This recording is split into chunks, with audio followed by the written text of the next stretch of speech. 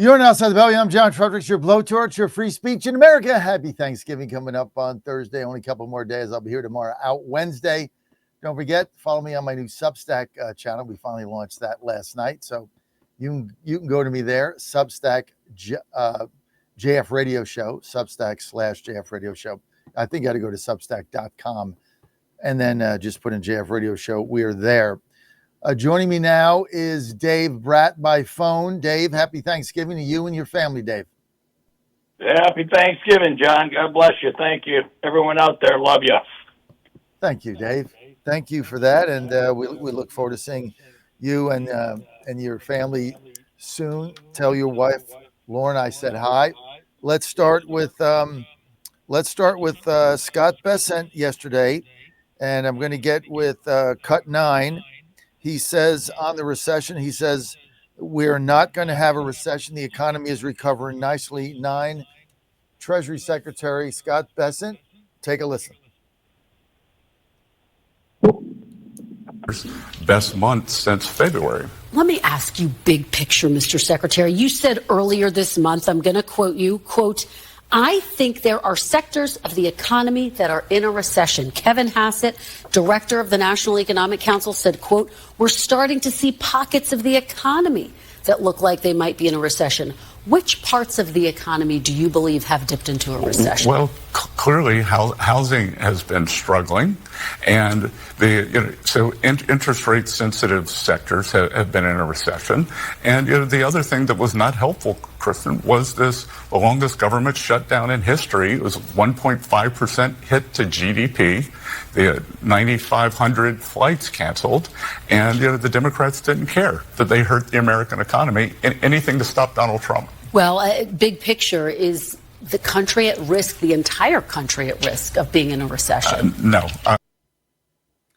Dave Brat, are we at risk of going in recession? The economy is going to determine the outcome of the midterms. What do you think, former Congressman Dave Brat, now senior executive, Liberty University? All his comments are his own. Go ahead, Dave. Yeah, I think Bessent got the numbers right there. And, I had a different take than Trump and some of the folks off the bat. I think he's doing all the right things. And, I think he's got, I don't know how many trillions of dollars coming back in capital for manufacturing and jobs and wages. But that takes a while. And so, right now, Mom Donnie wins on affordability. And no one really nailed the point that under Biden we had 21% inflation. And so that's why people are upset. That's why the economy is an issue. I've said forever we have a long-run productivity problem, 70 years going down, right? Trump's going to turn that around. Honestly, that's going to take a few years. And so right now in the short run, my worry is the stock market bubble again, and you've got some notable people giving shout-outs on that lately, but it's making everybody really nervous for this AI revolution, right? The funding on AI. Dave, you there? We lose him? Tyler, we lose Dave? Yeah, you got me, John? Yeah, go ahead. Yep, good. Yeah, and so, the revenues are not coming in yet for AI, not to the scale of the investment, right? So that's the only part that gets me nervous, is another huge bubble, and then the private capital credit markets are leveraged up again, and Elon came out with some strong statements on this shadow banking thing, right? Again, back in 2008, we had the mortgage. Everybody knew the mortgage market was full of junk. And now it's this AI investment thing could be paralleling that. And so we've got to just the Congress has failed, right? Trump is doing incredible. The House and the Senate are doing nothing to relieve the inflationary pressures of spending. They still not reduce spending. They're not messaging at all, which is even more important, right? There are things in that big, beautiful bill that are good that they could be messaging on, as well as what the Biden economy left us with, which was 21% inflation, low productivity, and worse, low consumer sentiment. After, when Biden was done, the country was at a low. And now, as Trump says, kind of humorously, we're winning. And I believe that. But it takes a long time to turn around the aircraft carrier. So it's going to depend. That is what the midterms are riding on, right? I mean, obviously, we've got the redistricting mess going on. I think we're going to come out of that better than people think. But let's say it's even, or, we gain a couple seats. History doesn't bode well for this situation. I mean, when are we going to see the economy turn, prices come down, people getting jobs, feeling better about it, to help the Republicans maintain their majority in the midterms? Well, I hate to be the bearer of bad news, but inflation, right? So we had inflation of 21% under Biden. That means the general price level for all, your basket of consumer goods and all that went up by 21%. And inflation now under Trump is lower. It's 2.5% or somewhere in that ballpark. So prices are still going up 2% due to the Federal Reserve System we've had. And you and I have had long exchanges on the damage the Federal Reserve System does to the average American. And the average American is a hardworking person who does not understand the theft and the grift that's occurring here by their own government. If every year you take away 3%, in 33 years, your purchasing power is zero, right? And Biden just did 21%.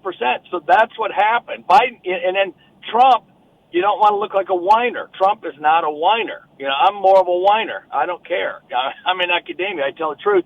Trump now owns the economy politically. Everybody knows that, right? Once you're president, you own it, so you don't get to whine. So he's doing everything he can the right way. But Congress, I mean, what legislation are they pushing right now? I mean, it is just stunning to me. When I went in, I was stunned. There was no contract with America, nothing. Paul Ryan, we promised we're going to repeal Obamacare, and we didn't even do the one thing we promised. So, I mean, I get what you're saying. The GOP's the issue. They really don't have a plan. It's all coming from the White House. But time is running out here, Dave. I mean, if we go into the summer and the economy is still not where it should be, because it's really not that bad. I mean, a lot of the media says it is, it isn't.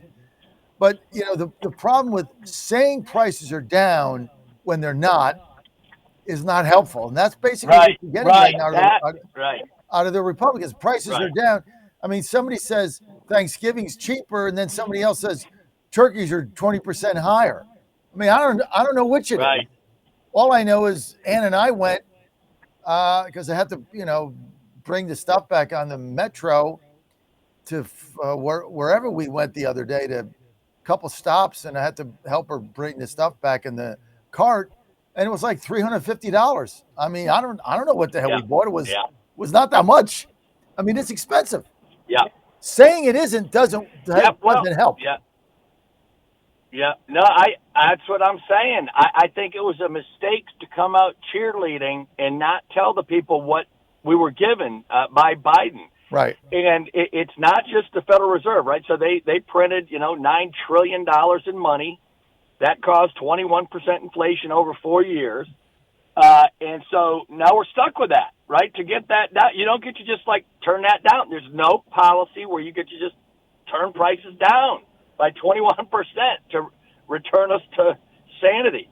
But also, I mean, the church, the educators, the media, everything the Democrats do is inflationary, right? They do inflationary monetary policy, fiscal policy. They want to spend more and more and more. The Republicans are bad enough.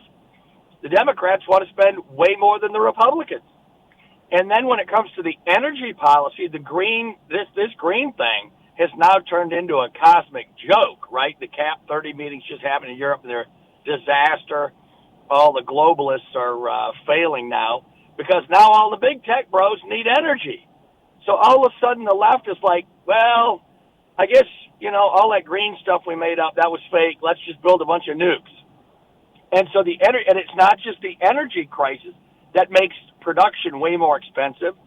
Anything petroleum is used in, plastics, chemicals, fertilizer prices go way up, food prices go way up. So everything the Democrats do is inflationary. And so at some point, it's like election. Well, if Mike Johnson and Thune would come out and explain this to people, maybe we'd win for like 50 years in a row, because we actually do the right things. I mean, the Dems, what was the Dem messaging? Nothing. They're hiding in their basement. They don't have anything productive to say. Well, their messaging right now is affordability, and the way they want to get there is by giving everything away for free. Well, yeah, and so if you believe that, American voters, or they're going to cap prices against these greedy corporations. It's just the same old Marxist stuff. And at some point in time, the voters going to have to wise up, or we're going to be living in a socialist dystopia. It's coming, baby. If we don't smarten up, it's coming. Dave Brat, thanks for being with us. Happy Thanksgiving, Dave, to you, your family, to Lauren, everybody, your daughter, your son. Happy Thanksgiving, Dave. Ann and I will see you guys. Thank you. Thank you, bud. You too. Pull out the Bible and thank God for the turkey. Thank you.